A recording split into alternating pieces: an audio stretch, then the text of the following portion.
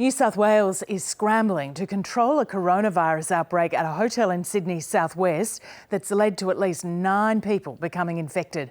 Hundreds of people who dined at the Crossroads Hotel between July the 3rd and July the 10th have been told to go into self-isolation and seek a test. South of the border, parents of kids in Prep to 10 are facing the prospect of at least 6 more weeks of remote learning as Victoria tries to control more than 100 COVID-19 outbreaks, mainly in Melbourne's western and northern suburbs. We'll get more from our reporters in Sydney and Melbourne in just a moment. But first, let's get a national overview from the Deputy Chief Medical Officer, Michael Kidd, who joins me now from Canberra. Michael Kidd, thanks for joining us on News Breakfast. Firstly, can I take you to New South Wales? What concerns you most about this outbreak at the hotel? Well, clearly the outbreak that we've seen at the Crossroads Hotel in Casula is causing a lot of concern, and the numbers of people linked to that outbreak, I believe, has increased overnight. Very important that people adhere to the public health messages. Anyone who attended that hotel between the 3rd and the 10th of July is being advised to isolate at home for 14 days and to arrange to get tested. Very important that we act very vigorously in responding to this outbreak. What's the number gone to now? We'll have to wait and hear from the New South Wales authorities later this morning. OK. And I note one of our reporters saying this morning that as a flow-on to that, a gym has been locked down and they're cleaning, they're doing all the rest of it. So that's a big gap, isn't it? 7 days of people moving around and not understanding what may have happened. Yes, so as we say, very important that anyone who was connected with that hotel does lock down. Of course, part of the concern is that this hotel is used by freight drivers who are transporting essential supplies across the country. So this is a really important issue for everyone across the country. Is that something that's really worrying you at the moment? Those truckies that pass through the state lines, closed borders, aren't necessarily being checked and given tests, are they?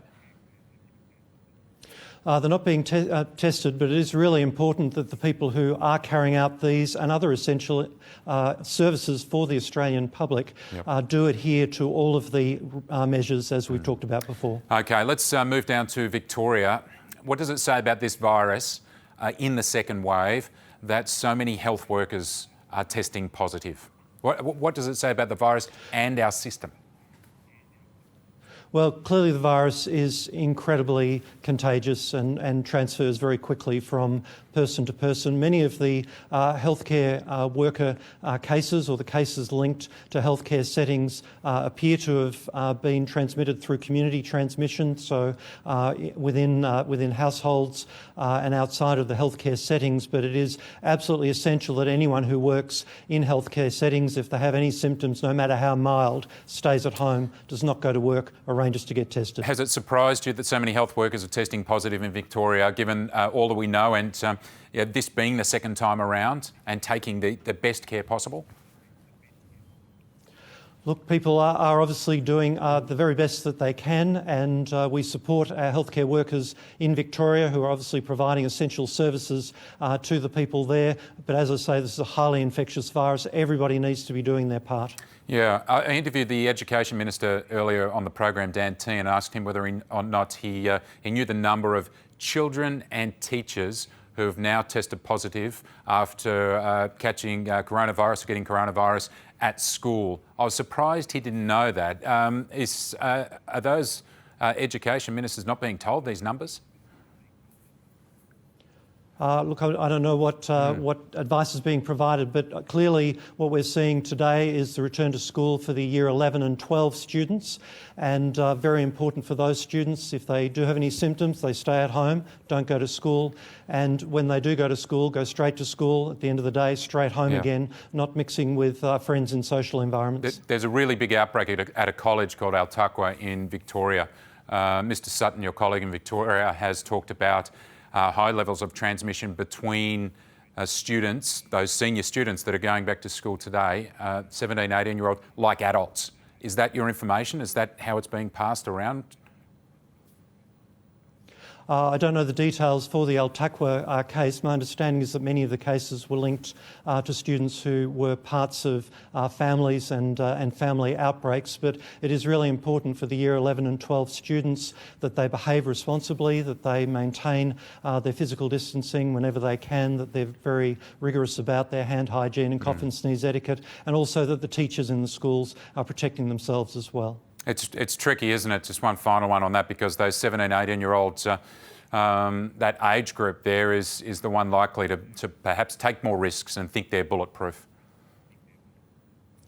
Yes, but we're not. We're all at risk of COVID-19, and of course if we get infected then the risk is also there for our family members. So the message is the same for everybody. Do your part, stop the spread. Michael Kidd, thanks very much for the update. Thank you.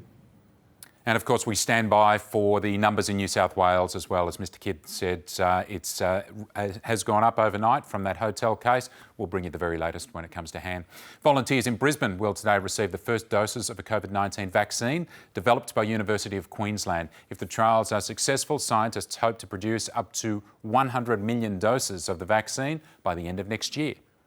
Florida has reported more than 15,000 new coronavirus infections in the past 24 hours, a day after America's most visited theme park, Walt Disney World, reopened. In India, 3 generations of one of Bollywood's most prestigious families have tested positive to COVID-19, with the country now reporting almost 850,000 cases. The WHO says worldwide there's been more than 230,000 infections in the past 24 hours, another daily record. Let's get more on that coronavirus outbreak in Sydney southwest and the situation in Victoria this morning. We're joined by Lily Mayers at the Crossroads Hotel in Casula and Elias Cluer in Melbourne. Lily, I want to start with you because this hotel cluster seems to be a real problem for New South Wales. Good morning, Lisa. That's right. More cases have been linked to this hotel over the weekend. It's brought the outbreak to 9 here, and health authorities are urging anyone who visited the pub between July 3rd and July 10th to self-isolate and get tested. That's whether their results come back negative or not. Or positive. The whole community here is going to be on high alert, and this is going to affect hundreds of people. At least 600 people were here on July 3rd alone. So you can imagine how many need to now go into a 2-week isolation.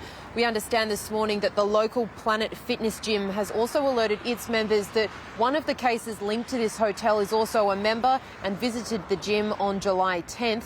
So the gym's now closed as a precaution while health authorities are working out if there's any other cases there.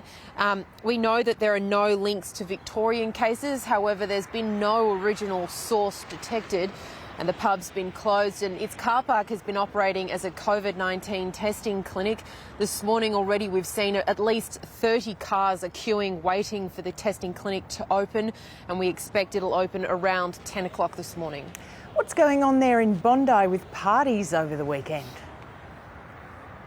Yeah, we've seen some more gatherings, large gatherings happening in Bondi, with vision coming out on social media of people dancing and drinking really close together, obviously not adhering to the social distancing rules.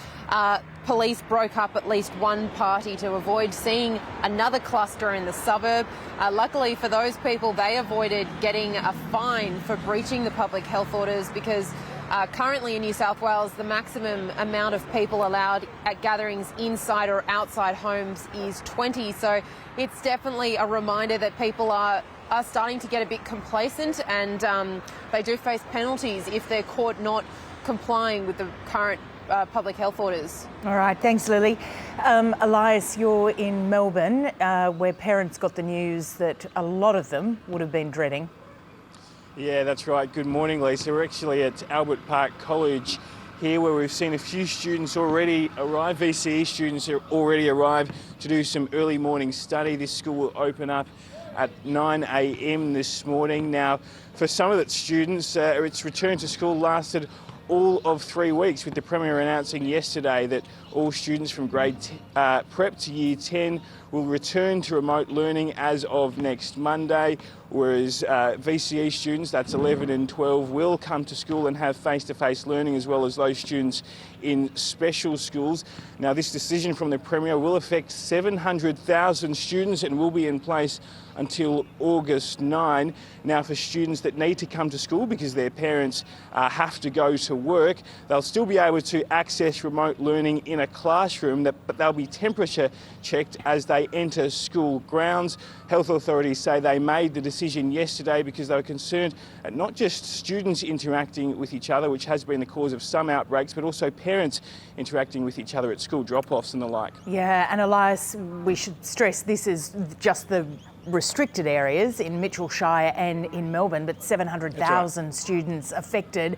And of course, we're all keeping an eye every day on the case numbers. How's Victoria faring?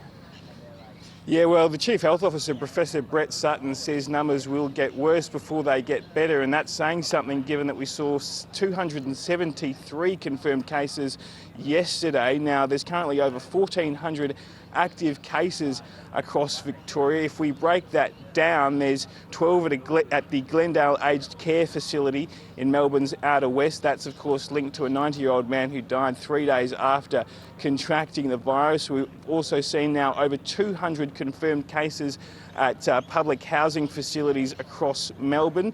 Now, in hospitals, we've seen 8 confirmed cases at the Alfred Hospital, sparking fears of a second outbreak there. There's 11 confirmed cases at the Brunswick Private Hospital in Melbourne's north. Now, there's currently 57 Victorians in hospital as a result of coronavirus. The government has spent $1.9 billion on securing 4,000 ICU beds, so it says it is capable of managing an influx of coronavirus cases. Now, just before I go, Lisa, there's also concerns today around hotel quarantine, which of course the government's ordered an inquiry into. The Department of Health today confirming that it accidentally sent a text message to a returned traveller saying she could leave hotel quarantine before her period of isolation had concluded. Mistakes like that are not going to make people happy. Elias, thank you, and Lily in Sydney as well.